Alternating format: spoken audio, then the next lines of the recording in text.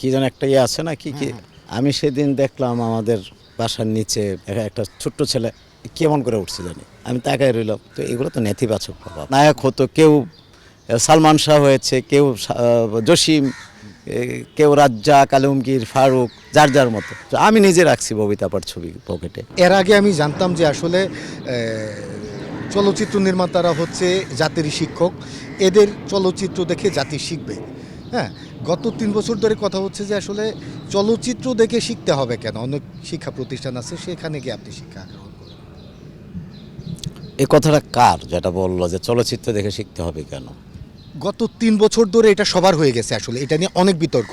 হ্যাঁ, আমরা অনেক আমার মনে হয় এখানে হয়তো অন্য কোনো বিশ্লেষণ থাকতে পারে। বিশ্লেষণটা কি, একটা সময় যে সিনেমাগুলো তৈরি হয়েছে, জীবন থেকে নেওয়ার কথা বলি, ওরা 11 জন বলি, কিংবা ক খ গ ঘ উমর কথা বলি, বা অনেক পরে যদি আমরা আসি 80-র দশকে যদি আসি, যে সিনেমাগুলো সত্য মিথ্যা কিংবা অ্যাকশন ফিল্ম লড়াকুর কথা বলি, তো এইভাবে যদি আমরা আসতে থাকি, প্রেমের ছবির কথা বলি, কিয়ামত থেকে কিয়ামত, চাঁদনি, বা পারিবারিক মা ছেলের গল্প যদি বলি আম্মা জান, বা ফ্যামিলি অ্যাকশান, বা অন্য টাইপের ছবি যদি বলি জজ ব্যারিস্টার, এখন সেই সিনেমাগুলো দেখে মানুষ কী করছে, বা বেদের মেয়ে জ্যোৎস্না, তো ওই ছবিটা দেখে মানুষ বিনোদিত হয়েছে। বিনোদিত হয়ে তার প্রিয়ার প্রতি ভালোবাসা বাড়ছে, কিংবা মায়ের প্রতি ভক্তি বাড়ছে, কিংবা সেখানে যে সংঘর্ষটা বা গল্পটা দেখানো হলো, একটা খারাপ ছেলে খারাপ দিকে চলে গেছে এবং তাকে কীভাবে বের করে নিয়ে আসছে একটা সিনেমার গল্পের মধ্যে, সেখান থেকে তারা কিছু শিখছে।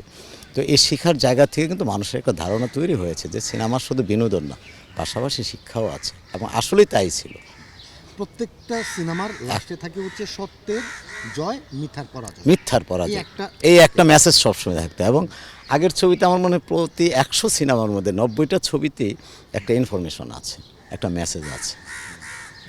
মানে আগে 10 সাল পর্যন্ত যদি আমি যাই, প্রতিটি ছবিতে দেখা গেল যে হয়তো কোনো মেসেজ দিয়েছে, অথবা সমাজের কোনো ক্ষত নিয়ে তৈরি হয়েছে, এবং পুরো সমাজ মানে শিক্ষণীয়। সিনেমা অনেক বড় শিক্ষার একটা জায়গা। বই পড়ে তো পুরো ব্যাপারটা আত্মস্থ করতে, মুখস্থ করতে সময় লেগে যায়, কিন্তু সিনেমাটা দেখার পর কিন্তু সাথে সাথে কিন্তু চলে আসে। এবং সিনেমা মানুষকে প্রেম শিখিয়েছে, মা ভক্তি শিখিয়েছে, ভাই ভাই নানান শৃঙ্খলা শিখিয়েছে। বিশেষ করে যুব সমাজের যে ব্যাপারটা ছিল, 16 থেকে 24-এর যে বয়সটা, তারা কিন্তু সিনেমা হলে আটকা পড়তো। তারা নিশান দেখতে ঢুকতো, নসিব দেখতে ঢুকতো, তারা জজ ব্যারিস্টার, বেদের মেয়ে জ্যোৎস্না, কিয়ামত থেকে কিয়ামত, এবং বের হয়ে আবার গল্পটা বলতো, নায়ক হতো কেউ সালমান শাহ হয়েছে, কেউ জসিম, কেউ রাজ্জাক, আলমগীর, ফারুক, যার যার মতো। হ্যাঁ, কেউ ববিতাকে ভালোবাসছে, কেউ আমি নিজে রাখছি ববিতা আপার ছবি পকেটে। আমার প্রশ্নটা এটাই যে এখন সাকিব খানের কাছ থেকে আসলে মানুষ কি শিখছে?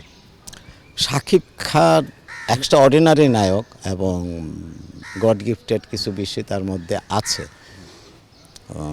তার কাছ থেকে যা শিখছে, আমি গত 2-3 বছর ধরে টানা আমার মনে হয় উনি চেষ্টা করলেই পারে, কারণ যেহেতু ওনাকে এখন ফলো করে, তার ফ্যান ফলোয়ার অনেক বেশি। উনি চাইলেই পারে একটু, যে আমি এমন মুভিগুলো করি যে মুভিগুলোতে একটা মেসেজ থাকবে, একটা সমাজের কোনো একটা বিষয় থাকবে, একটা সংসারের কোনো গল্প থাকবে। বানান না, আধুনিক প্যান্ট কোনো বানান না। তো একটু হতাশ গত 3 বছর। যে ওই যে আমি শুনছি যে নাক দিয়া যে টানে, আমি জানি নেশাটার নাম কি, ওই যে ওইটার নাকি দাম বাড়ছে, বাংলাদেশে খুব ক্রাইসিস এখন। হ্যাঁ, বরবাদের পর থেকে। তো এটা একটা নেতিবাচক দিক না? একজন পরিচালক হিসাবে, একজন শিল্পী হিসাবে এই যে নেতিবাচক প্রভাবটা সমাজে পড়েছে, শুধু এটাই না তো, আরেকটা ছবির কী যেন একটা ইয়ে আছে না কি কী যেন একটা আছে, তো সে আমি সেদিন দেখলাম আমাদের বাসার নিচে কিছু ছেলেরা, আমি যখন বের হই, একটা ছোট্ট ছেলে কেমন করে উঠছে জানি, আমি তাকায় রইলাম, এটা কোত্থেকে আসলো, তার মানে ওখান থেকে আসছে। তো এগুলো তো নেতিবাচক প্রভাব। তা এই জায়গাগুলো ঠিক করতে হবে। এটা শুধু শাকিব খান একাই পারবে না, আর নির্মাতারও দায় আছে।